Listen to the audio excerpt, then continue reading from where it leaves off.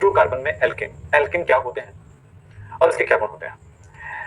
आज की क्लास का जो मुख्य पार्ट है वो है कि एल्केन क्या है, इसके बारे में हम जानकारी लेंगे कि एल्केन किसे कहेंगे, इसका सामान्य परिचय, एल्केन बनाने की कुछ विधियों को पढ़ेंगे और कुछ अभिक्रियाओं की क्रिया विधियां भी देखेंगे। बनाने की विधियों में जो क्रिया विधियां उनको भी देखेंगे और लास्ट में हम देखेंगे क्विज। एल्कीन, एल्कीन है ऐसे यौगिक, ऐसे हाइड्रोकार्बन जिनमें किन्हीं दो कार्बन के बीच में डबल बॉन्ड होता है। एल्कीन या ओलिफिन किसे कहेंगे, ये सबसे बड़ी बात है। एल्कीन, आपने एल्केन पढ़ा, एल्केन के बारे में भी कुछ जानकारी हुई थी जब हमने वर्गीकरण देखा था हाइड्रोकार्बन में। सीधा सा मतलब है यार, एल्केन वो हाइड्रोकार्बन होते हैं जिसमें किन्हीं दो कार्बन के बीच में डबल बॉन्ड होता है। एल्केन हो सकते हैं दो जगहों पर भी डबल बॉन्ड हो, बड़ा एल्केन हो तो तीन जगह पर भी डबल बॉन्ड हो। तो ऐसे हाइड्रोकार्बन जिसको असंतृप्त हाइड्रोकार्बन के अंदर रखा गया है, जिसमें आवश्यक संख्या में हाइड्रोजन ना हो और किन्हीं दो कार्बन के बीच में डबल बॉन्ड होता है, तो इनको कहा जाता है एल्कीन। एल्केन कार्बन कार्बन के बीच में द्वि बंध पाई जाती है, कार्बन कार्बन के बीच में द्वि बंध पाई जाती है। ऐसे कोई भी कंपाउंड जिसमें डबल बॉन्ड होता है एल्कीन कहलाता है। हमारा सबसे पहला एल्कीन होगा सी डबल बॉन्ड सी, थोड़ा बड़ा एल्कीन होगा सी सी सी, तीन कार्बन वाला, थोड़ा बड़ा होगा सी सी सी सी, ये भी एल्कीन है।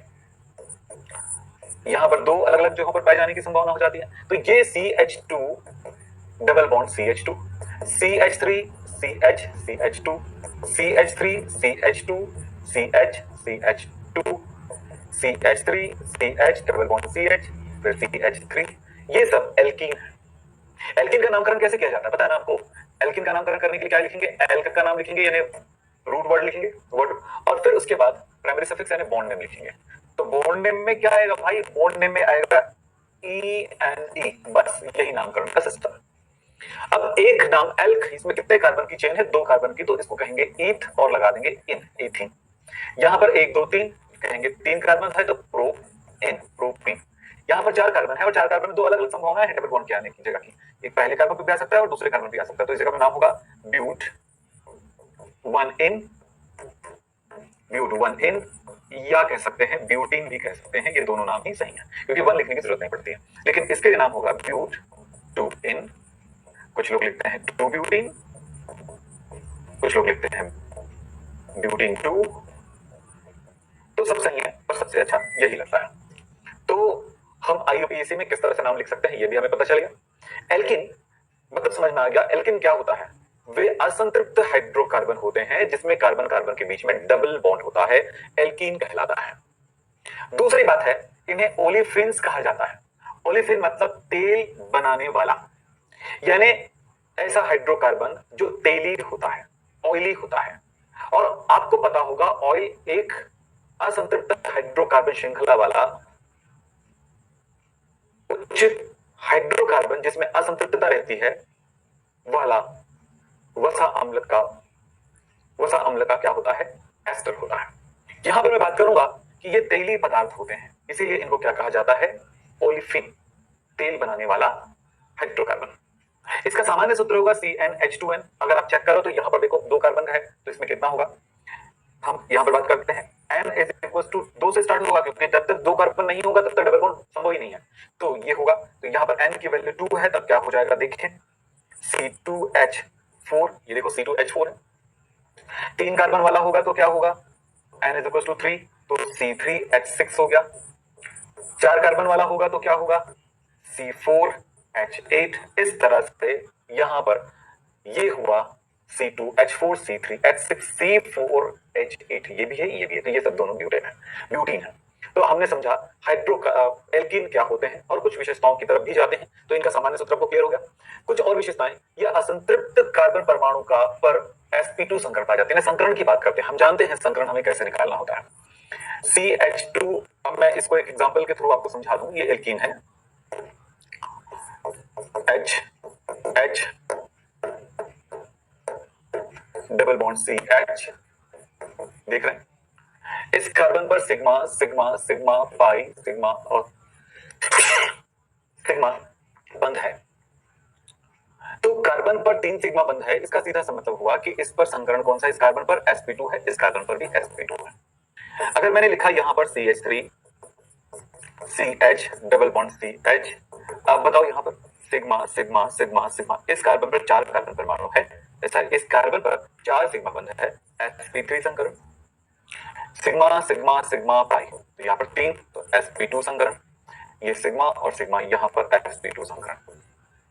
संकरण देखिए किस टाइप का हो रहा है, sp3 sp2 sp2, तो यही बोला गया असंतृप्त कार्बन परमाणु का संकरण होगा sp2।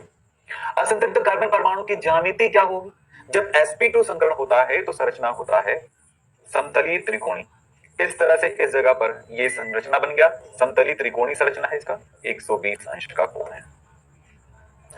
डबल देखिए कार्बन कार्बन परमाणुओं के बीच में आपको पता होना चाहिए कार्बन कार्बन सिंगल बॉन्ड का बॉन्ड लेंथ कितना होता है। बंध लंबाई होता है 1.54 एंगस्ट्रॉम, लेकिन कार्बन कार्बन डबल बॉन्ड की बंध लंबाई 1.34 एंगस्ट्रॉम होता है। Single bond 1.54 angstrom, double bond 1.34 angstrom बंध लंबाई होगा। अब यहां पर उस जगह पर कार्बन और हाइड्रोजन की बंध लंबाई होगी 1.10 एंगस्ट्रॉम। अब यहां एक और चीज को ध्यान रखना है, वो ये है कि कार्बन कार्बन बंध लंबाई जो डबल बॉन्ड है उसकी तो हमने बता दी 1.34, लेकिन इसकी बंधन ऊर्जा होगी क्योंकि दोनों बॉन्ड को तोड़ने की बात हो रही है, तो होगा 143.1 किलो कैलोरी पर मोल, और इसकी बंधन ऊर्जा होगी 98.69 कैलोरी पर मोल। तो ये चीजों को, इन डेटा को आपको याद रखना पड़ेगा, क्योंकि इनका कोई सिस्टम नहीं है कि आप इसको कैलकुलेट करके आप प्राप्त करोगे, तो यहां पर इन बातों को याद रखना पड़ेगा। आपको याद रखने की बहुत जरूरत है इन दोनों को, लेकिन इन चीजों को याद रखना भी पड़ेगा आपको। ये चीजें देखें, ये वाला C डबल बॉन्ड C का बंधन ऊर्जा होता है 143.1 किलो कैलोरी प्रति मोल, और कार्बन हाइड्रोजन की बंधन ऊर्जा होती है 98.69 किलो कैलोरी पर मोल, ये याद रखना पड़ेगा। बाकी चीजों की तरफ तो आपको पता है, संकरण कैसे निकाला जाता है आपको पहले से पता है, संकरण निकालने का ट्रिक भी हम नहीं जानते हैं, इससे पहले वाले चैप्टर में अच्छे से पढ़ाया गया। अब बात कर रहे हैं एल्कीन बनाने की विधियों की तरफ चल रहे हैं। एल्कीन बनाने की क्या क्या विधियां हमारे पास हैं, इनको समझें। एल्कीन बनाने की हमारे पास विधि है कि एक विधि देखें, एल्काइन, एल्काइन से हम एल्कीन बना सकते हैं अपचयन द्वारा। यहां पर लिख दूं एल्काइन के अपचयन से, एल्काइन के अपचयन से। एल्काइन में मैंने यहां पर एक एग्जांपल लिखा है, देखें ये एल्काइन है। एल्काइन किसको बोलते हैं, जिसमें कार्बन कार्बन के बीच में ट्रिपल बॉन्ड होता है, इन पर हाइड्रोजन गैस प्रवाहित करते हैं। उत्प्रेरक है हमारे पास पैलेडियम, और उत्प्रेरक विष है बेरियम सल्फेट। इसको कहा जाता है लिमनार कैटलिस्ट, इसको कहा जाता है लिमनार कैटलिस्ट। ये हाइड्रोजन क्या करता है, इसके एक बॉन्ड को तोड़ करके एक एक कार्बन में जुड़ जाता है, और इस तरह से एल्कीन का निर्माण होता है। मैं कुछ एग्जांपल ले रहा हूं, यहां पर याद रखिएगा, यदि हमने बेरियम सल्फेट नहीं लिया तो ये आगे भी इसका अपचयन हो जाएगा। अगर हमने सिर्फ पैलेडियम लिया हो तो ये आगे हो जाएगा, यानी कि हाइड्रोजन से रिएक्शन करके ये RCH सिंगल बॉन्ड CH, ये एक बॉन्ड टूटने के बाद इसमें एक एक H आ जाएगा, एल्केन बन जाएगा। तो एल्केन बनने से पहले तक, यानी एल्कीन तक ही अपचयन कर पाती है जब हम बेरियम सल्फेट लेते हैं। देखिए मेरे पास है H ट्रिपल बॉन्ड, ये क्या कहलाता है, इथाइन। मैं पहले एग्जांपल ले रहा हूं, इथाइन। इथाइन में हाइड्रोजन गैस प्रवाहित करूंगा, मेरे पास उत्प्रेरक है लिमनार कैटलिस्ट है, तो पैलेडियम और बेरियम सल्फेट का मिश्रण, ये इस क्रिया को करने में मदद करता है और ये इस क्रिया को बहुत आगे बढ़ने से रोक देता है। तो ये दो हाइड्रोजन इस जगह पर एक बॉन्ड तोड़ा, ये लीजिए, और अब बच गया, देखो ट्रिपल बॉन्ड में से एक बॉन्ड टूट गया तो एक इक्विवेलेंसी बच गई है, इस जगह पर जुड़ जाएगा हाइड्रोजन, तो ये बन गया, देखें ये इथाइन से बन गया एथीन, इथाइन से बन गया एथीन। इसको साधारण नाम में क्या कहा जाता है आपको पता है, एसिटिलीन, और इसको क्या कहा जाता है, एथिलीन, इसको कहा जाता है एथिलीन। तो एसिटिलीन, इथाइन से एथीन का निर्माण हुआ, इथाइन से एथीन का निर्माण हुआ। यहां पर आपने इन दोनों चीजों को देखा। अब देखो दूसरा एग्जांपल, मैं अगर यहां पर ले लूं CH3 C triple bond CH, और इसमें हाइड्रोजन गैस मिलाता हूं, उत्प्रेरक मैंने लिया है पैलेडियम और बेरियम सल्फेट। अब बताओ क्या होगा, सबको पता चल गया ना क्या होगा, बहुत आसान हो गया आपके लिए। एक बॉन्ड टूटेगा भाई, इसमें से CH3 C डबल बॉन्ड रह गया और ये एक H रह गया, इस जगह पर एक एक वैलेंसी बच गई है, क्योंकि कार्बन की वैलेंसी 4, 1 2 3 4, 1 2 3 4, एक बचा हुआ है, इसमें का एक बचा हुआ है, हाइड्रोजन जो है, एक हाइड्रोजन यहां पर और एक हाइड्रोजन यहां पर। इस तरह से ये प्रोपाइन से बन गया प्रोपीन। तो एल्कीन बनाने की एक विधि हमने सबसे पहले पढ़ा एल्काइन के अपचयन से। एल्काइन के अपचयन से लिंडार कैटलिस्ट के द्वारा अपचयन करते हैं। लिंडार कैटलिस्ट की उपस्थिति में हम प्रवाहित करते हैं हाइड्रोजन गैस किसी एल्काइन में, तो एल्कीन का निर्माण होता है। बिल्कुल आसान। अब चलते हैं, इसमें कुछ बातों को ध्यान रखें, याद रखना पड़ेगा इन बातों को। जो बनने वाला जो एल्कीन होता है वो किस टाइप का एल्कीन होता है। यहां पर आपको बता दूं, ये एल्कीन जो बना है वो सिस टाइप का एल्कीन होता है। यानी इसके संरचना की बात करूं तो ये कैसा रहेगा, C double bond C CH3H, और ये जो पुराना H है और इस जगह पर H। लेकिन अगर मैंने इस रिएक्शन को आगे कुछ और भी चीजों में ब्यूटाइन में लिख देखता हूं, इस रिएक्शन के लिए मैं ब्यूटाइन का रिएक्शन कराता हूं। एग्जांपल नंबर 3, ये 2 है 3 butyne CH3 C triple bond C CH3 में कराता हूं। हाइड्रोजन गैस मैंने प्रवाहित किया, लिनार मेरे पास क्या है, उत्प्रेरक है पैलेडियम और बेरियम सल्फेट। तब क्या होगा, ये बॉन्ड टूटेगा तो C और C, देखो ये त्रिभुजी होता है ना, तो सीधा हो गया और ऐसे ऐसे संरचनाएं बनेगा। त्रिभुज बन गया कि नहीं, ऐसे 1 2 3 ऐसे, इस पॉइंट पर एक दिशा में, दूसरी दिशा में, तीसरी दिशा में। तो इस जगह पर आप देख रहे हो कि इसमें जो CH3 है, ये CH3 है, इधर का CH3 इधर का CH3 सेम समपक्ष में आएगा और 2H जो है समपक्ष में बनेगा। तो ये क्या बना, सिस ब्यूट 2इन बना। ट्रांसब्यूट 2इन नहीं बना, सिस ब्यूट 2इन बना। ये बात ये कह रहा है कि इस विधि के द्वारा जब हम पैलेडियम को लेते हैं उत्प्रेरक के रूप में, तब यहां पर सिस समावयवी का निर्माण होता है एल्केन में। यानी जो हाइड्रोजन जुड़ता है केवल एक ही पक्ष में जुड़ता है, विपरीत पक्ष में नहीं जुड़ता है। ये एक बात हुई। दूसरी बात ये है, ये पूरा रिएक्शन आप कर लीजिए, आपको समझ में आ गया होगा। तो यहां पर बनने वाला क्या है, C डबल बॉन्ड C, यहां पर R, यहां पर R डैश और यहां पर हमारा H और ये H। ऐसा इसलिए होता है कि ये जब ये रिएक्शन हो रहा होता है तो पैलेडियम इसको अधिशोषित करती है एक दिशा में। जब इसका अधिशोषण केवल एक दिशा में होता है तब वो किसके साथ, पैलेडियम के से ये जो एल्किन का अधिशोषण होता है तो ये C ट्रिपल बॉन्ड C और ये CH3 इस तरह से ज्वाइंट होता है और ये अस्थायी रूप से इनके साथ कहीं पर ये बॉन्ड होता है, तो इस तरह से अधिशोषित हो गई, इसमें जुड़ गया। अब अगर ये देखिए इसके साथ जुड़ना, अधिशोषित मतलब किसी सतह पर चिपकना, ठोस की सतह पर चिपकना, ये ठोस की सतह पर चिपक जाता है। जब इसके पास हाइड्रोजन गैस आता है तो ये वाला बॉन्ड ब्रेक हो जाएगा और अब ये कैसे रहेगा, C डबल बॉन्ड C, एक तरफ CH3 है आ गया है, एक तरफ CH3 आ गया है। और देखें ये वाला जो बॉन्ड जो किसके साथ लगा हुआ था, पैलेडियम के साथ लगा था, पैलेडियम के साथ ये पैलेडियम वाला भाग टूट जाता है और ये H के साथ जुड़ जाता है। पैलेडियम वाला भाग टूट जाता है और किसके साथ जुड़ जाता है, H के साथ जुड़ जाता है, ये H के साथ जुड़ जाता है और इस तरह से ये क्रिया होती। तो ये इसकी एक क्रिया विधि है जो यहाँ पर बताया गया है। तो क्या हुआ, सबसे पहली बात तो यही हुआ कि पैलेडियम से क्या हुआ, CH3 C triple bond C CH3 यह अधिशोषित हो जाती है।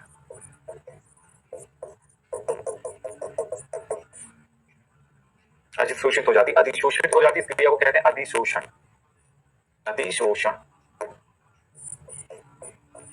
ये तो इस तरह से जोड़ता है, यही बात यहां पर कहा गया है क्योंकि यहां पर बोला गया पैलेडियम लिखा है, पैलेडियम के तल पर यह विक्रिया पैलेडियम के तल पर होता है, इसलिए यह समपक्ष योगात्मक अभिक्रिया है। ये इसके लिए क्रिया थी। दूसरी बात करते क्रिया विधि में मैकेनिज्म, कोई क्रिया कैसे हो रही है इस बात को पूरे दर्शाने के लिए जो हम स्टेप्स अपनाते हैं उनको अधिशोषण, उसको कहते हैं क्रिया विधि या मैकेनिज्म कहते हैं। फिलहाल आप देखिए यहाँ पे एल्काइन को सोडियम और NH3 के द्वारा या लिथियम एल्यूमिनियम हाइड्राइड के द्वारा जब हम इसका अपचयन करते हैं, क्या हुआ यहां पर जरा समझेंगे, यहां पर क्या होगा इसको समझेंगे। देखिए सोडियम और अमोनिया एक अभिक्रिया को समझें, इस जगह पे क्या होना चाहिए मैं यहां पर लिख देता हूं, इस जगह पर लिख दे रहा हूं इसके नीचे वाले पार्ट के लिए। सोडियम और अमोनिया की क्रिया होती है तो आपको पता है कि सोडियम अमोनिया के साथ मिलकर के NaNH2 बना लेगा और H को मुक्त कर देगा। यही जो H है इसके जो ट्रिपल बॉन्ड है, इस जगह का ट्रिपल बॉन्ड है उस पर अटैक करेगा, तो इसका मतलब ये हुआ कि यहां पर हमें प्राप्त होता है H जो इनके द्वारा मिलता है, उस H के साथ ये रिएक्शन होती है। तो ये H कहां से मिलेगा इनको, प्लस 2H, इन दोनों की क्रिया से H मिलेगा, ये H इस जगह पर। तो यहां पर R, यहां पर एक बॉन्ड टूट गया, ट्रिपल बॉन्ड में से एक बॉन्ड टूट गया, तब C डबल बॉन्ड C और यहां जो जुड़ने वाला पार्ट है R जो है वो एकदम अपोजिट चला जाएगा। पता है कि समान समूह जो होता है एक दूसरे को प्रतिकर्षित करके एक तरह से विपक्ष में चला जाएगा, और जो आने वाला एच है वो भी एक दूसरे की विपक्ष दिशा में चला जाएगा। आपको पता है विपक्ष रूप यानी कि ट्रांसफॉर्म जो होता है सिस फॉर्म से अधिक स्थायी होता है। तो इस अभिक्रिया में कोई सतह नहीं है, एक तरफ रोकने वाला नहीं है, जबकि इसमें क्या हुआ, एक तरफ ये रोकने वाला था। इसी वजह से ये अभिक्रिया सिस वाला बनता है, सिस बनता है। और इसमें जब यहाँ पर कुछ नहीं है, ओपन पड़ा हुआ है जिसके साथ हाइड्रोजन अटैक कर रहा है, डबल बॉन्ड को तोड़ेगा, ट्रिपल बॉन्ड में तोड़ेगा, एक बॉन्ड को तोड़ने के बाद जब हाइड्रोजन जुड़ेगा तो ये इस तरह टूटेगा कि ये विपक्ष में चला जाता है, और इस तरह से हमारे पास प्राप्त हो जाती है ये ट्रांस ट्रांस क्या मिलेगा, एल्कीन। एल्कीन अगर मैं यहाँ पर ब्यूटीन लेता तो ये ट्रांस ब्यूटाइन लेता तो ट्रांस ब्यूटीन प्राप्त होता मुझे। चलिए साहब, एक बात हमेशा ध्यान रखना, सिरे वाले एल्काइन का अगर अपचयन करना हो तो सोडियम और इनके द्वारा अपचयन नहीं हुआ होता है। इसके लिए हमें क्या लेना पड़ेगा, ये लेना पड़ेगा। मतलब ये कहने की कोशिश कर रहा है यदि मेरे पास CH3 CH2 CH2 C triple bond CH होगा, ये सिरे वाला हो गया ना, तब इसका मैं यदि अपचयन करता हूं किसके द्वारा, सोडियम प्लस NH3 के द्वारा, तब ये अपचयन नहीं कर सकता है जब तक कि मैं इस अभिक्रिया को कराने के लिए मुझे एक उत्प्रेरक बना लेना पड़े NH4 ट्वाइस SO4 यानी अमोनियम सल्फेट उत्प्रेरक लूंगा, तभी अभिक्रिया आगे बढ़ेगा। तब यहाँ पर 2H और इस तरह से ये बन जाएगा CH3 CH2 CH2 1 2 3 और यहाँ पर C, ये H H और ये H। तो यहाँ पर काफी इंफॉर्मेशन है एल्कीन का अपचयन के लिए, तो इनको हमने यहाँ पर हमने समझा कि किस तरह से अपचयन होकर के एल्कीन का निर्माण होता है। ऐसी छोटी छोटी बातों पे बहुत ध्यान दीजिएगा, ये आपके एग्जाम पे बहुत असर करता है, बहुत। चलिए साहब आगे बात करते हैं, विलोपन। यहाँ पर समझना है विलोपन। विलोपन क्या होता है, विलोपन का मतलब होता है किसी अणु से, किसी एक अणु से कोई अणु का छोटे अणु का भाग निकलता है जिससे दो अणु का निर्माण हो रहा है, ये एक विलोपन प्रक्रिया कहलाती है। यानी कुछ अणु का हटना जिससे असंतृप्तता आ जाती है, विलोपन कहलाता है। विलोपन जब किसी अणु से कोई छोटा अणु निकलती है जिससे असंतृप्त अणु का निर्माण होता है, विलोपन कहलाता है। हम जरा कुछ चीजों को समझेंगे। पहली बात यहां पर आपको बताना चाहूंगा, एक रिएक्शन को ध्यान से देखिए, कुछ इस तरह से देखिए अभिक्रिया, इस अभिक्रिया को ध्यान से देखिए, कुछ चीजें सीखने को मिलेगा आपको। पहली बात है CH3, मैं ओपन करके लिख देता हूं, स्ट्रक्चर वाइज लिख देता हूं, CH2Cl। दूसरे में भी मैं सेम चीजें लूंगा, CH3 CH2Cl। इसकी मैं क्रिया करा रहा हूं KOH एक्वस से, एक्वस मतलब होता है जली विलय, और दूसरा मैं अभी क्रिया करा रहा हूं KOH एल्कोहलिक से, यानी कि ये अल्कोहल में घुला हुआ है, इसमें पानी नहीं है, ध्यान रखना, ये पानी में नहीं घुला हुआ, ये पानी में घुला हुआ है। ये दो रिएक्शन देखने में सेम लग रहा है पर थोड़ा सा अंतर है। यहाँ पर KOH पानी में घुला हुआ है, यानी पानी में बना हुआ विलयन है KOH का, और दूसरे में अल्कोहल में बना हुआ विलयन है।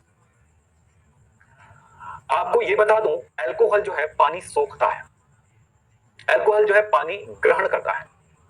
अल्कोहल की विशेषता होती है कि वो पानी एब्जॉर्ब कर लेता है, पानी खींच लेता है, यानी आसपास अगर संभावना हो पानी उसको मिलने की तो वहां से पानी लेकर के वो अपने में घोल लेता है।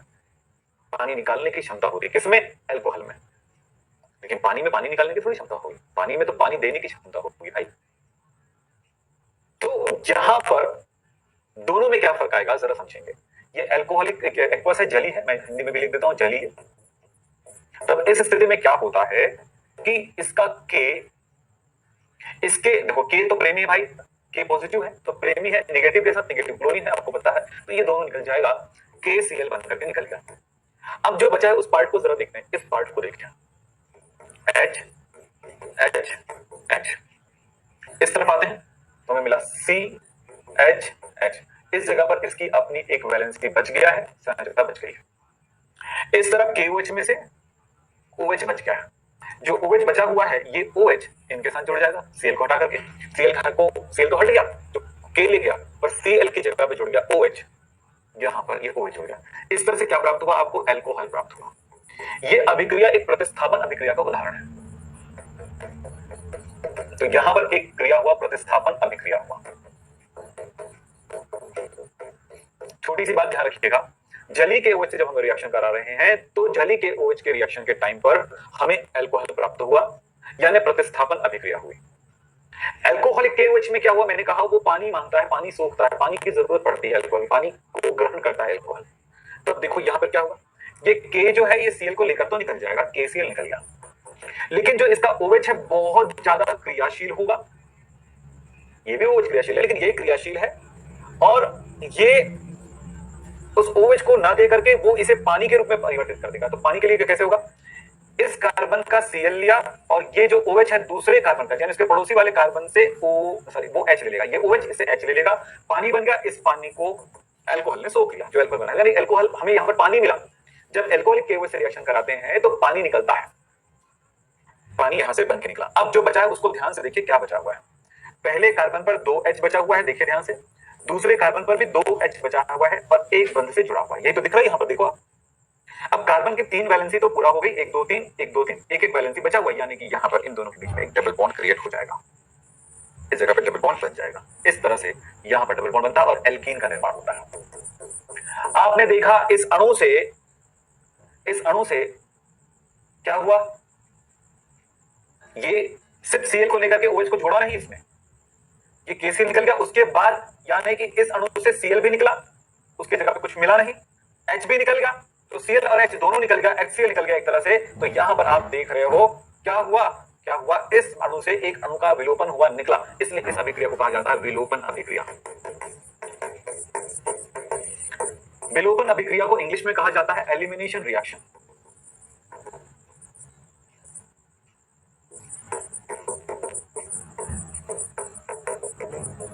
और इसको कहा जाता है सब्स्टिट्यूशनल रिएक्शन।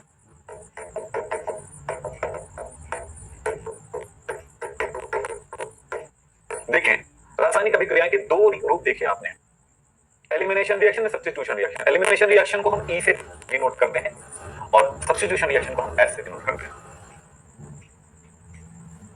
रिएक्शन के आपने दो प्रकारों को आपने देखा यहाँ पे। अब समझना क्या है उस पे जाते हैं। सबसे पहले ये समझें कि विलोपन अभिक्रिया हमको क्लियर हुआ कि क्या हुआ है। तो विलोपन अभिक्रिया में क्या हुआ आपने देखा, यहां पर मैं कुछ इस तरह से भी लिख सकता हूं इसको, CH3 CH2Cl अल्कोहलिक KOH के साथ अभिक्रिया कराने पर यहां पर Cl और यहां का H निकल गया, माइनस HCl लिख देता हूं। तो ये लिख दिया मैंने, तो इस तरह से इसमें बन गया एल्कीन। तो एल्कीन बनाने की एक विधि हमारे पास है विलोपन विधि। विलोपन विधि इसमें हमने कहा एल्किल हैलाइड का, यानी कि ये क्या चीज है, क्लोरोइथेन है। क्लोरोइथेन किस प्रजाति का कंपाउंड है, हेलो एल्केन का। जैसे अल्कोहल की एक प्रजाति हुआ, कार्बोक्सिलिक एसिड एक प्रकार हुआ, तो इस तरह से सजाति कहते हैं ना, सजाति श्रेणियां भी कहते हैं, ऐसे शब्द सुने आप लोगों ने होमोलोगस सीरीज। तो अल्कोहल, हेलो एल्केन या एल्किल हैलाइड, तो ये कौन सा हुआ, क्लोरोइथेन। हेलो एल्केन यानी कि क्लोरीन, हेलो जगह क्लोरीन है और ये इथेन। तो हेलो एल्केन का विलोपन होने पर, हेलो एल्केन का अल्कोहलिक KOH के साथ अभिक्रिया कराने पर एक अणु का विलोपन हो गया। कौन सा अणु का विलोपन हुआ, HCl का विलोपन हुआ, और इस तरह से जो प्राप्त हुआ है वो प्राप्त हुआ हमें एल्कीन, जो है एथिलीन या एथीन प्राप्त हुआ। इस तरह से हमें एथीन प्राप्त हो गया। ये विलोपन अभिक्रिया का एक एग्जांपल हुआ। फ्रेडजेव का नियम पे बात करते हैं, ये क्या है, जरा सोचने वाली बात है। अब यहाँ पर ऐसे भी देख सकते हो और इस अभिक्रिया को या ऐसे भी देख सकते हो, आपकी मर्जी ना, ध्यान रखना, इसमें आप घबराने या डरने की कोई जरूरत नहीं है। देखो बेटा, अभी मैं कहूंगा कि आप रिएक्शन सीखना शुरू कर रहे हो इस चैप्टर के अंदर, तो इससे आगे के चैप्टर में जाओगे तो रिएक्शन जो है बहुत हायर रूप में आने लगेगा। तो ये जो छोटी छोटी चीजों को समझते हुए जब आगे बढ़ोगे तो बड़े बड़े रिएक्शन भी आपके लिए काफी आसान होने लगेगा। सो इस बात का जरूर ध्यान रखें कि जो चीजें आप सीखते जा रहे हैं उस पर प्रैक्टिस भी करते जाइए। चलिए साहब, मैं यहाँ पे बात कर रहा हूं कि ये क्या हो रहा है, यहां पर कैसे बनाओगे जरा बताओ।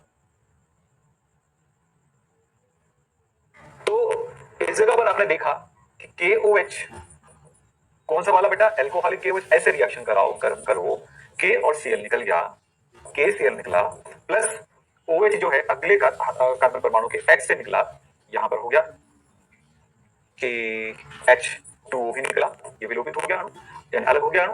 विलोपित होना, लुप्त होना या अलग होना, पर बच क्या देखो तो CH2 double bond CH2 alkene बना। तो हम एक ही रिएक्शन को कई तरह से हमने समझा। अब यहां पर एक समस्या आती है जिसका हमें जवाब देना पड़ेगा, चलो देखें वो क्या है। सेटजेव के नियम की तरफ जाएंगे तो वो जवाब देने लगेगा, वो क्या समस्या है देखते हैं हम। CH3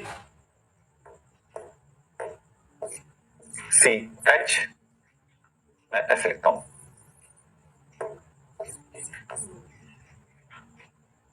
H H C H H H, और इसमें मैं ले लेता हूं यहां पर सी।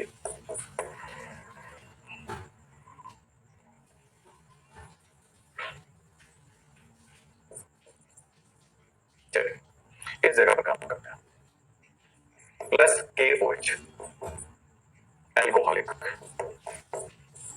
चलो अब यहां पर सोचो कि कैसे रिएक्शन होगा। जो रिएक्शन आपने यहां पे देखा है वो यहां पर भी देख रहे हैं, पर इसमें हो क्या रहा है, अगर आप चाहो तो इसको भी फिलहाल तो ऐसे लिख ही सकते हो।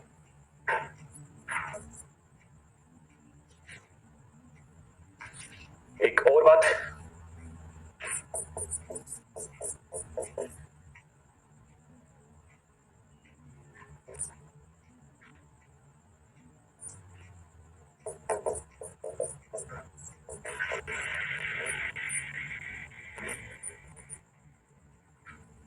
मैं यहां पर सी ले लेता हूं ना। चलो रिएक्शन पे बात करते हैं। ये दो आपको एग्जांपल दे रहा हूं, अब दोनों में सोचना है कि किस तरह से रिएक्शन करोगे और क्या बनाओगे। जैसे पहले किए थे वही काम यहां पे करना है, थोड़ा जल्दी करिएगा इस काम को करने के लिए।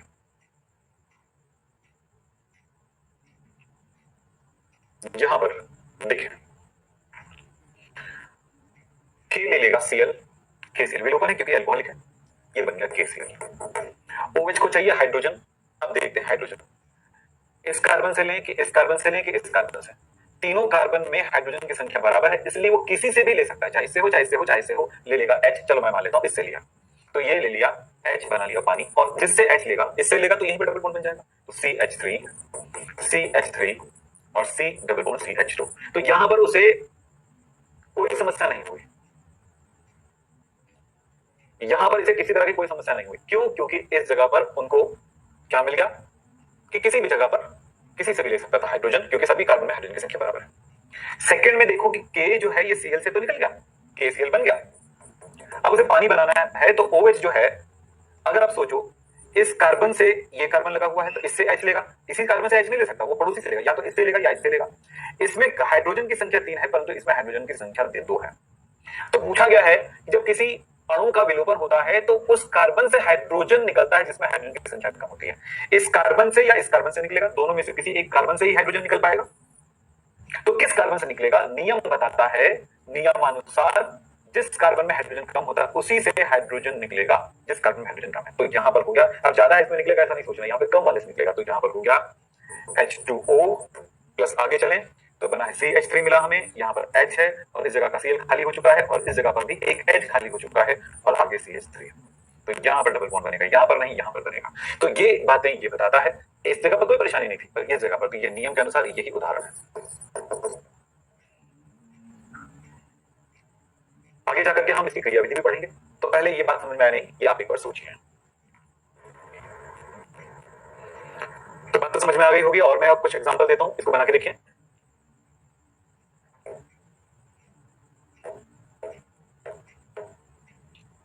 C पर एक Cl लगा हुआ है,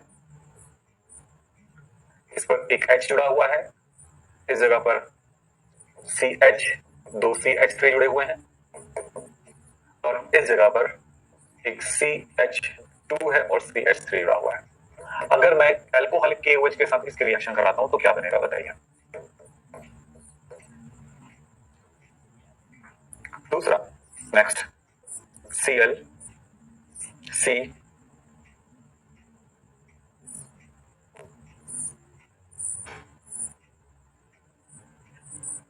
ये जुड़ा हुआ है, इस तरफ CH2 C2H5 और इस तरफ CH CH3 C2H5। है तो आसान, पर सोचने की बात है। इसकी क्रिया एल्कोहलिक KOH से कराता हूं तब क्या बनेगा इसे बताइए।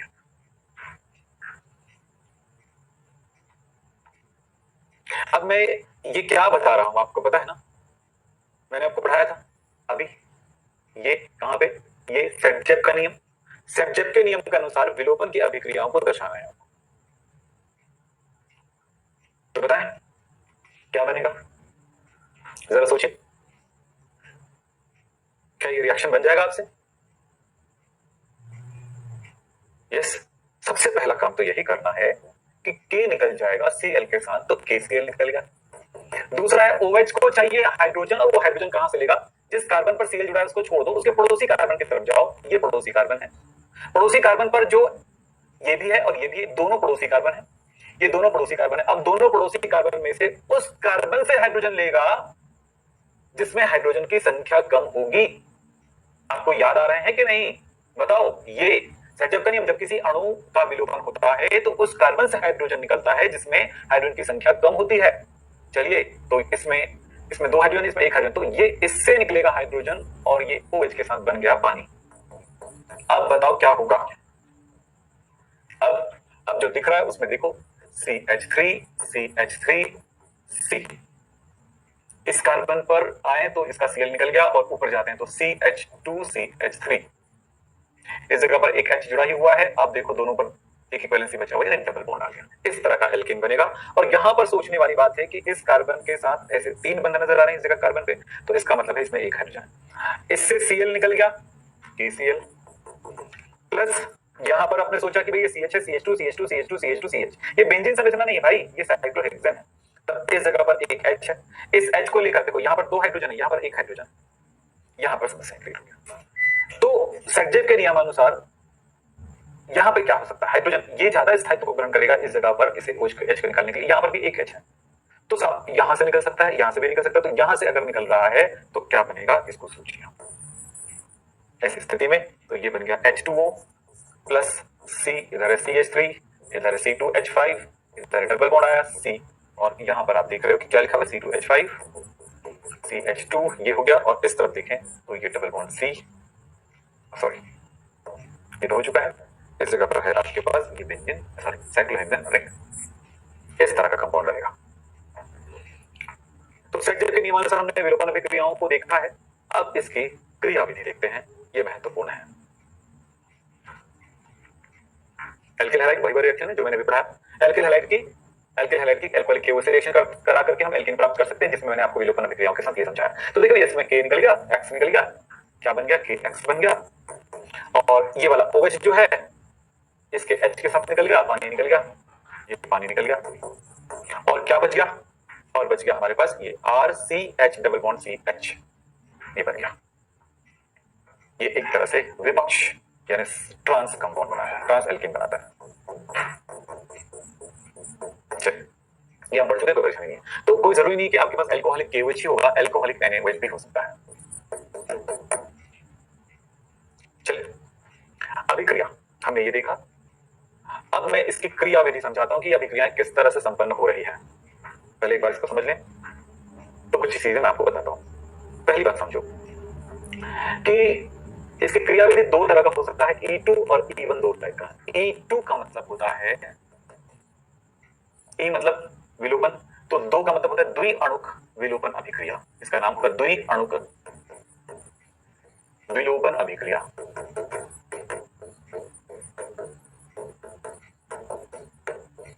द्विअणुक विलोपन अभिक्रिया, इसका क्या मतलब हुआ? इस अभिक्रिया का मतलब हुआ कि जब विलोपन अभिक्रियाएं हो रही होंगी तो 2 अणुएं साथ में होगी तब अभिक्रिया होगी, यानी एक अभिकारक होगा और एक मुख्य अभिकर्मक होगा। यानी 2 प्रकार का, एक क्रियाकारी अभिकर्मक जिसको हम कहते हैं न्यूक्लियोफाइल या इलेक्ट्रोफाइल, और दूसरा अभिकर्मक होगा जिसके साथ वो अभिक्रिया हो रहा होगा। एक क्रियाशील अभिकर्मक अटैकिंग रिएजेंट और एक रिएजेंट। रिएजेंट वो जिसको हमने लिया है, जैसे अभी आपको बता दूं एक एग्जांपल के थ्रू, यहां पर समझो। मेरे पास ये एक कंपाउंड है, एक हेलो एल्केन है। हेलो एल्केन पर इस अटैकिंग रिएजेंट यानी अभिकर्मक जो है इसके जगह पर आता है, तब ये हाइड्रोजन पर अटैक करता है, उस हाइड्रोजन पर अटैक करता है जिस हाइड्रोजन को ये ले सकता है। तो इसके नजदीक आएगा तो इनके साथ एक दुर्बल बंध बनाएगा, एक हल्का रिश्ता बनाएगा। यहां पर एक दुर्बल बंध बनता है इसके साथ। जब ये दुर्बल बंध बनता है तो ये वाला बंध देखो, हाइड्रोजन का बॉन्ड कार्बन के साथ था जो प्रबल था। जब ये इनका बंधन इनके साथ होने लगा तो ये बंधन दुर्बल होने लगेगा।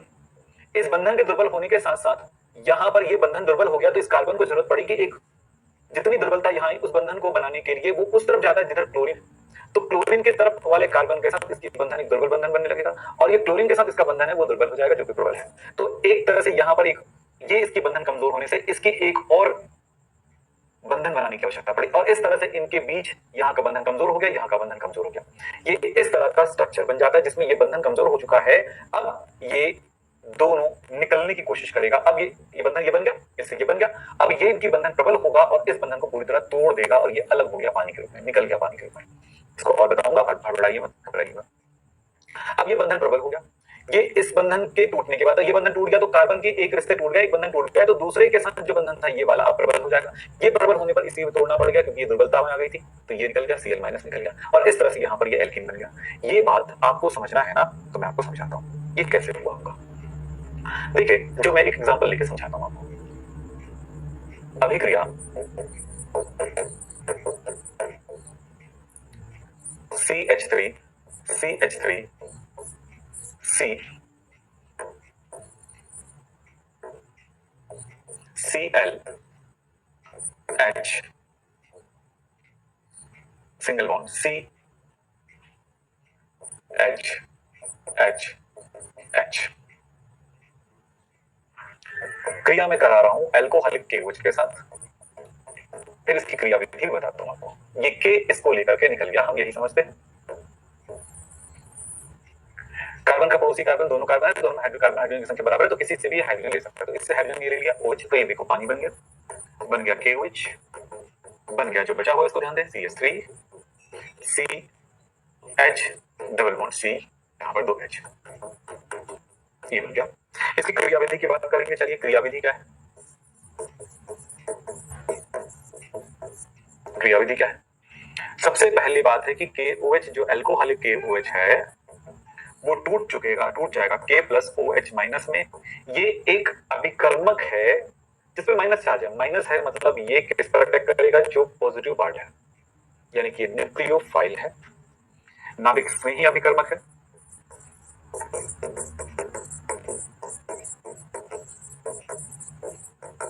ये नाभिक स्नेही अभिकर्मक अटैक करेगा उस जगह पर जहां पर पॉजिटिविटी होगी।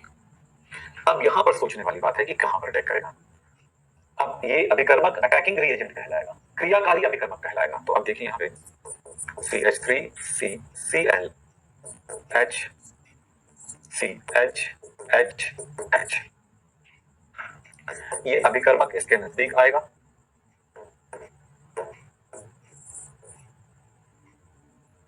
ये अभिकर्मक इसके नजदीक आएगा। जब ये अभिकर्मक इसके नजदीक आता है तब ये अभिक्रिया आगे बढ़ती है। ठीक है, तो हम यहाँ पर एक चीज बता दें, तो ये इस जगह पर किस जगह पर अटैक करेगा, जो यहां पर ध्यान देने वाली बात है, ये इस हाइड्रोजन पर या इसके हाइड्रोजन पर अटैक करेगा, तो ये इस जगह पर अटैक करने वाला है। सो क्या हुआ, क्यों, क्योंकि इस पर तो अटैक नहीं कर सकता कि इलेक्ट्रोनेगेटिव है, ऋणात्मक है, ये भी ऋणात्मक है, इसका प्रभाव इस पर पड़ रहा है, तो ये भी इसको थोड़ा ऋणात्मक रखा हुआ है। तो इस जगह पर जितनी दूरी रहेगी उतना ही ज्यादा ये पॉजिटिव है। तो इस जगह पर अटैक होने पर क्या बना, CH3 Cl और C पर H और H है, ये OH इसके नजदीक आता है, OH माइनस, और इस बंधन को कमजोर करने की कोशिश करता है, इस बंधन को कमजोर करने की कोशिश करता है ताकि इनके बीच एक बंधन बन सके। तो ये दोनों बंधन हाइड्रोजन का कमजोर हो चुका है क्योंकि प्रबलता इसी के साथ थी। अब ये भी बंधन बनाने लगा तो इसके साथ भी इसके बंधन होने से ये बंधन दुर्बल हो जाएगा।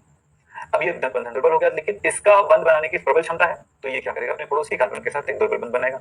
ये बंधन दुर्बल होने से क्या हुआ कि ये कार्बन, इस कार्बन पर एक हाइड्रोजन ऑलरेडी है पहले से, तो अब सवाल आता है कि इस जगह पर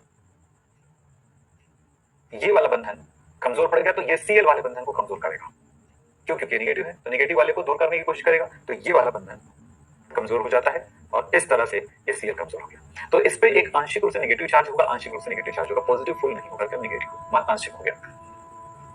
अब ये वाला बंधन उच्च हो जाए तब क्या होगा, जरा समझेंगे। ये प्रबल हो गया, तो अब यहां से पानी निकल चुका है प्रबल बंधन के थ्रू, ये क्या बन चुका है, HOH बन गया ना, तो ये निकल गया। अब बच क्या, निकलना पे माइनस लिखते हैं ना, ध्यान रखिएगा। इस जगह पर ध्यान दें, ये बंधन टूट गया। अब ये वाला बंधन के टूटने से ये वाला बंधन जो है पूरी तरह से फुल नेगेटिव हो जाएगा और बन जाएगा Cl-, ये भी निकल गया। मैं यहां पर लिख देता हूं नीचे, Cl- भी निकल गया। अब बच क्या गया देखो ध्यान से, बचा है CH3 CH डबल बॉन्ड और ये CH2। इस तरह से प्राप्त होता है एल्कीन। इस अभिकर्मक के आने से यहां पर अभिक्रिया हुई, तो एक अभिकर्मक दो अभिकर्मक है साथ में, और इसका इस पर अटैक होना फास्ट नहीं हो सकता है, दुर्बल ही होगा, स्लो होगा, तो ये पद स्लो होता है।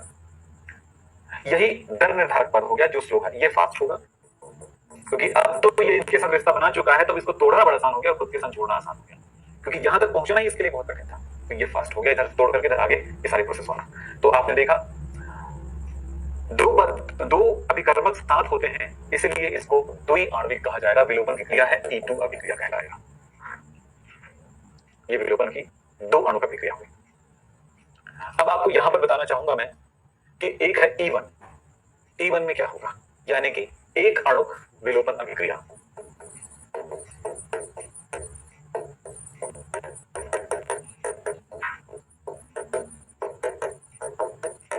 एक अणुक विलोपन अभिक्रिया कब होगा ये अलग बात है, इसके बारे में बात करूंगा, और द्वि अणु कब होगा इसके बारे में बात करूंगा।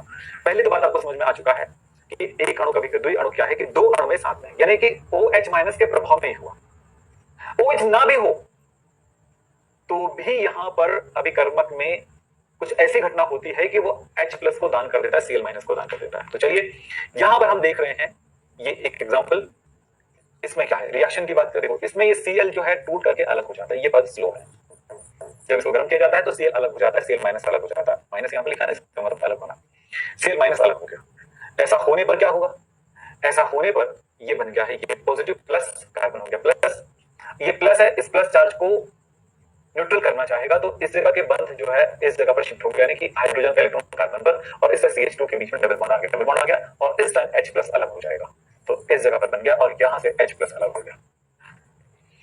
जो स्लो पद है उसमें आप ध्यान दीजिएगा, ये फास्ट स्टेप है। जो स्लो पद है उसमें केवल एक ही अणु है इस काम को करा रहा है, खुद में हो रहा है, अकेले अणु से हो रहा है, यहाँ पर कोई दूसरे के आने की वजह से नहीं हो रहा है। जो घटना दो अणुओं के साथ होती है वो द्वि अणु होगा, और जो घटना स्वयं एक ही अणु में ये घटना घटती है वो एक अणु होगा। तो यहाँ पर आपने देखा ये मंद पद या स्लो पद है, तो इसलिए हम इसको E1 क्रिया विधि कहते हैं। विलोपन हो रहा है इसलिए E होगा, और एक अणु के साथ है इसलिए E1 कहा जाएगा। इस पे आपको प्रैक्टिस की काफी जरूरत है, तो आप थोड़ी सी कोशिश करते रहिए, आप बहुत कुछ सीखेंगे इसमें। अब चलते हैं मैकेनिज्म। बेटा आपको पढ़ा इसलिए जा रहा है कि आप इन पे शुरुआत कर सकते हैं, क्योंकि आगे जाकर के बहुत सारे रिएक्शन मैकेनिज्म सीखना है और पढ़ना है। तो ये शुरुआत के मैकेनिज्म काफी आसान मैकेनिज्म, आगे जाकर के बहुत लंबे लंबे मैकेनिज्म करने पड़ते हैं, ये ध्यान रखिएगा। फिलहाल यहाँ पर आपने देखा।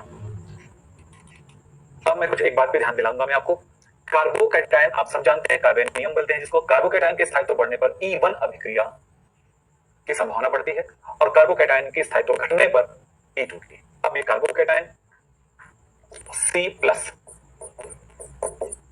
Methyl carbocation, CH3 ethyl carbocation, CH3 CH3, ये सेकेंडरी कार्बोकैटायन,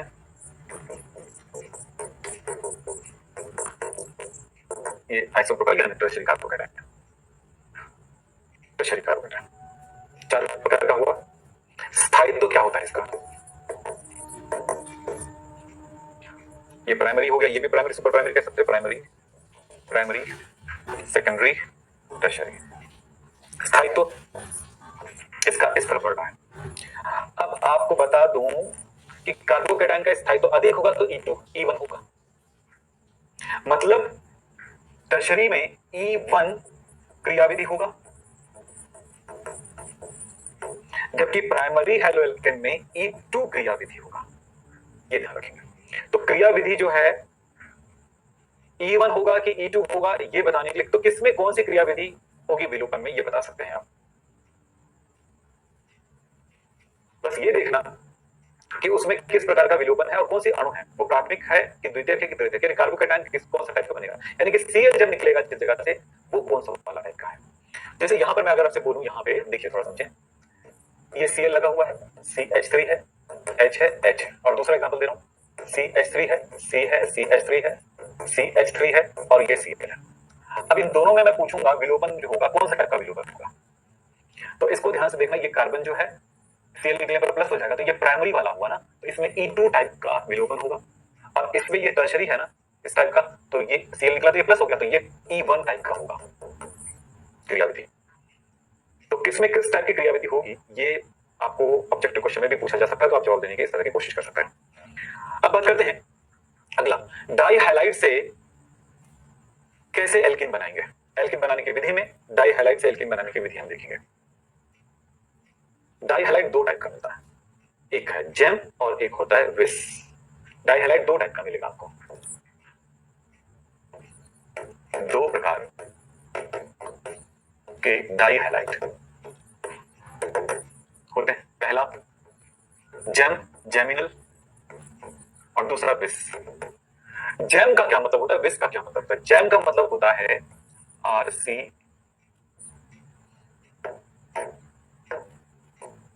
H2C, यहां पर दिखा देता हूं, C पर X, यानी एक ही कार्बन पर दोनों हाइड्रोजन होते हैं। और विस का मतलब क्या हुआ, RCH X CH2X, दो पड़ोसी कार्बन पर X होते हैं। ऐसा हेलोएल्केन जिसमें हाइड्रोजन परमाणु एक ही कार्बन पर जुड़ा हो तो उसको जेमिनल हेलोएल्केन कहा जाता है, और दो पड़ोसी कार्बन पर अगर हाइड्रोजन जुड़ा हो तो उसको बिसिनल कहा जाता है। बस इतना ध्यान रखिए। तो जेमिनल एंड बिसिनल, तो हम देखेंगे सबसे पहले जेमिनल में। जेमिनल जब होगा तो जैम डाई हैलाइड को ईथर की उपस्थिति में जिंक के साथ गर्म करेंगे। ड्राई ईथर की उपस्थिति में जिंक के साथ गर्म करेंगे। ईथर जिंक के साथ गर्म करेंगे। जब इसको जिंक धातु के साथ गर्म करेंगे, देखो यहाँ पर RCH 2X है, RCH 2X है, तो ये क्या करता है, जिंक ले लेता है हाइड्रोजन, हाइड्रोजन ले लिया और इस तरह से इन दोनों अणुओं को जोड़ देता है। रिएक्शन कैसे हुआ होगा जरा समझेंगे। क्या जैम डाई हेलो एल्केन। एक एग्जांपल देखिए, CH3 CH2 को मैं ले लेता हूं, CH ले लेता हूं, CH इस जगह पर दो क्लोरीन है, इसकी मैं क्रिया करा रहा हूं जिंक धातु से। ड्राई ईथर की उपस्थिति में ईथर यहां पर विलायक का काम करेगा और मैं इसको गर्म कर रहा हूं, गर्म होकर डेल्टा से दर्शा देगा। तब क्या होता है, ये जिंक जो है इसके क्लोरीन ले लेता है, ऐसे ही दो अणु में भाग लेती है फिर इस टाइम पे, CH3 CH Cl Cl। तो एक अणु का जिंक जो है एक अणु का Cl ले लिया, दूसरे अणु का भी एक Cl ले लिया। इसी तरह से दूसरा जिंक और एक बार अभिक्रिया करता है तो ये इससे एक Cl ले लेगा और इससे भी एक Cl ले लेगा। अब इस तरह से आपको क्या देखने को मिला है, देखो तो दो बार ZnCl2 निकल गया, प्लस जो बच गया देखो इधर से बचा CH3 CH, दूसरी साइड से बचा हुआ है CH3 CH, और इस तरह से दोनों की दो दो वैलेंसी बची, डबल बॉन्ड से जुड़ी। इस तरह से एल्किन का निर्माण होता है। यही यहां पर वही चीज बताई गई है आपको।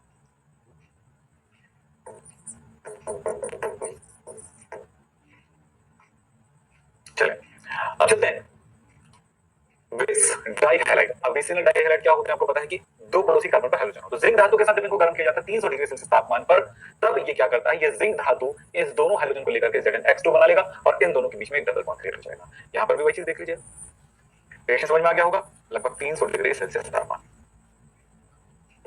क्या हुआ, CH3 CH Cl CH Cl C2H5 है, जिंक धातु के साथ लगभग 300 डिग्री सेल्सियस तापमान पर गर्म किया गया। ये जो Cl है दोनों Cl को ले गया एक जिंक धातु और बन गया ZnCl2। बच गया है वो क्या चीज है, CH3 CH बचा, डबल बॉन्ड CH C2H5 हो गया ना आसान। बोलो एक एक ये हट गया तो ये पहले से बची जुड़ जाएगा, डबल बॉन्ड हो गया, एल्केन बन गया। तो ये विसिनल में देखने को मिला। इसी तरह से अभिक्रियाएं आपको करना है, और हम बता रहे थे यहां पर क्या बनाने की अभिक्रिया, एल्किन बनाने की अभिक्रिया, एल्किन बनाने के रासायनिक को। और भी बहुत सारी विधियां हैं, सारी विधियों को हमें पढ़ते हुए चलना है। एल्कोहल से बनाने की विधि, एल्कोहल से हम किस तरह से बनाएंगे, इसके और भी डिटेल्स, इसके कुछ और जानकारी मैं आगे जाकर दूंगा अगले क्लास के अंदर। लेकिन अभी कुछ बातों को समझना है यहाँ पे कि एल्कोहल एल्कोहल की कॉन्सेंट्रेट H2SO4 से क्रिया, तो अलग अलग तापमान पर ये अलग अलग तरह की अभिक्रियाएं देता है, उत्पाद देता है। तीन अलग अलग तापमान, 100 डिग्री सेल्सियस, 140 डिग्री सेल्सियस और 160 डिग्री सेल्सियस। ये अलग अलग तापमान पर अभिक्रिया अलग अलग तरह से देता है। ये अभिक्रियाएं, इससे मिलेगा एल्किल हाइड्रोजन सल्फेट, इससे बनाता है वो ईथर, इस तापमान पर ईथर बनता है और इस तापमान पर बनता है एल्कीन।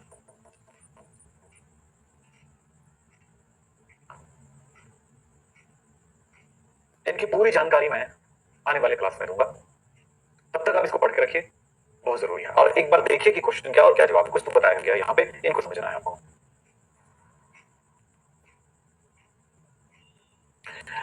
अल्कोहल के निर्जलीकरण क्रियाएं 3 प्रकार से हम देखेंगे अगली क्लास में, इसके पूरी डिटेल बताना है सो काफी टाइम लगेगा। हम देखें अब क्विज। पहला प्रश्न आपके सामने कि प्रोपिलीन में SsP3, SsP2, sp2 बंधों की संख्या क्रमशः है। SsP3 कितने हैं बंध, SsP2 अतिव्यापन कितना है, और इस तरह से sp2 बंध कितने हैं, ये हमें आप मुझे बताइए। यहां पर कौन सा ऑप्शन राइट होगा? यहां पर 4 ऑप्शन तो दिया गया है और उसमें आप कैसे ढूंढेंगे ये बताइए। संकरण निकालने आता है तो ये चीजें बताना आपके लिए काफी आसान हो जाएगा। चलिए कोशिश करिए। पहला शब्द ही आपको समझ में आना चाहिए क्वेश्चन का, वो है प्रोपिलीन। प्रोपिलीन में ये बताना है आपको।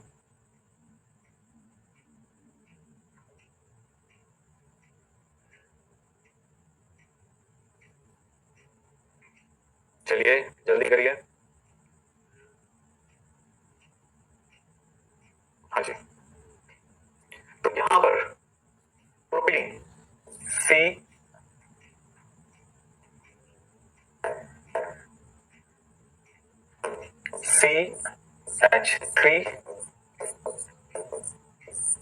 CH डबल बॉन्ड CH2, ये है प्रोपिलीन यानी प्रोपीन। देखें ये s ऑर्बिटल का s ऑर्बिटल sp3 ऑर्बिटल होगा यहाँ पे, ये भी sp3। अब यहाँ पर ये हुआ sp2 sp2 s s s। सबसे पहले sp3 हमारे पास है sp3 1 2 3 3, ये है 3। दूसरा है sp2, ये sp2 1 2 3, ये भी 3 है। sp2 बंधों की संख्या, sp2 बंधों की संख्या कितनी होगी? यहां पर एक बात ध्यान में रखिएगा, एक है पाई बॉन्ड तो ये pp बॉन्ड होते हैं, जबकि एक होता है sp2 के बीच में, यानी सिर्फ एक ही है sp2 पे, दो नहीं है, ध्यान रखना। ये pz के बीच ओवरलैपिंग से बना है ये वाला पाई बॉन्ड जो होता है, तो ये है sp2 केवल एक। तो 3 3 1 3 3 1 कहीं पे नहीं है, ये डी है, डी ऑप्शन राइट है। अगला प्रश्न हमारे पास है प्रोपिल ब्रोमाइड अल्कोहलिक केवच के साथ अभिक्रिया द्वारा क्या बनाएगा? प्रोपाइल ब्रोमाइड जो है अल्कोहलिक केवच के साथ अभिक्रिया करने पर क्या बनाता है?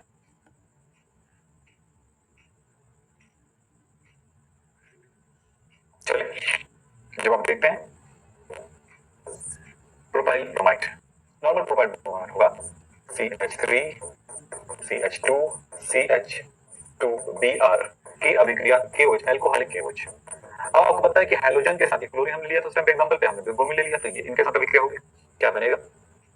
KBr बन गया। OH उसके पड़ोसी कार्बन से H ले लिया, बन गया पानी। बच क्या क्या लिखो? CH3 CH CH2, प्रोपीन बनता है, बी ऑप्शन राइट है। अगला क्वेश्चन आपके पास इस प्रश्न का जवाब दीजिएगा। एसिटिलीन अणु में कार्बन परमाणुओं के मध्य बंधित इलेक्ट्रॉनों की संख्या बताना है।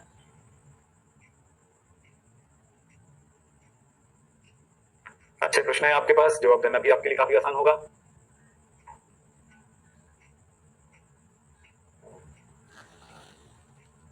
चलो बेटा बताओ जल्दी से, एसिटिलीन का फार्मूला क्या है? C2H2 H C triple bond CH। इस जगह पर कितने इलेक्ट्रॉन होंगे दो कार्बन परमाणु के बीच में? 3 बंद यानी कि 6 इलेक्ट्रॉन। आंसर हो गया ए ऑप्शन राइट। हमने आज की क्लास में एल्कीन के बारे में पढ़ा, कुछ बनाने की विधियां भी पढ़ी। हम अगली क्लास में मिलेंगे, तब तक के लिए नमस्कार, धन्यवाद, थैंक यू वेरी मच।